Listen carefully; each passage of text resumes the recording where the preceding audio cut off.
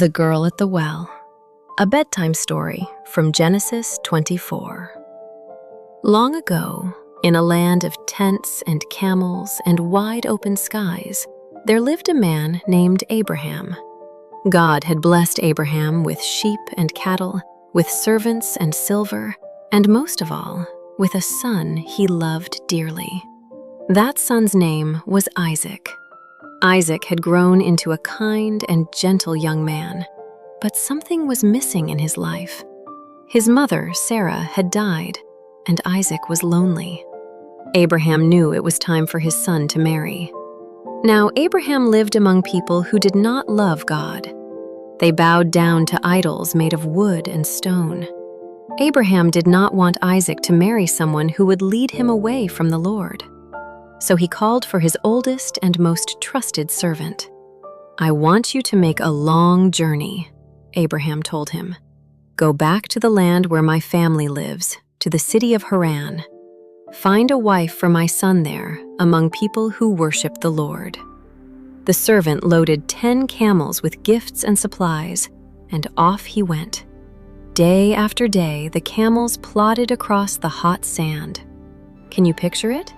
10 camels swaying along, their bells jingling, the sun sinking low behind them. At last, the servant reached Haran. Outside the city walls, he found a well, and there he made his tired camels kneel down to rest. But now what? How would he ever find the right young woman in a whole city full of strangers? The servant did the wisest thing anyone can do when they don't know what to do. He prayed. "Lord," he said, "please help me. When a young woman comes to this well, I will ask her for a drink. If she gives me water and then offers to water my camels too, let that be the one you have chosen for Isaac." Now that was quite a test. Camels drink a lot of water. Watering 10 thirsty camels would take bucket after bucket after bucket. Only someone with a truly kind heart would offer to do all that work for a stranger. And here is the amazing part. Before the servant even finished praying, a beautiful young woman walked up to the well with a water jar on her shoulder. Her name was Rebekah. The servant hurried over. "Would you kindly give me a drink from your jar?" "Drink, my lord," she said with a smile, lowering her jar so he could drink. Then she added, "I'll draw water for your camels too, until they've had all they want." The servant could hardly believe his ears. He watched in wonder as Rebekah ran back and forth, filling the trough again and again until every last camel was satisfied. This was the sign. God had answered his prayer before the words had even left his lips. The servant bowed his head and thanked the Lord. Then he gave Rebekah a gold ring and beautiful gold bracelets and asked about her family. It turned out that Rebekah was related to Abraham himself. God had led the servant straight to the right family. Rebekah ran home to tell everyone about the stranger at the well.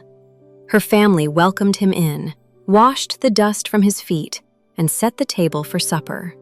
But the servant said, "I will not eat until I have told you why I've come." Then he shared the whole story.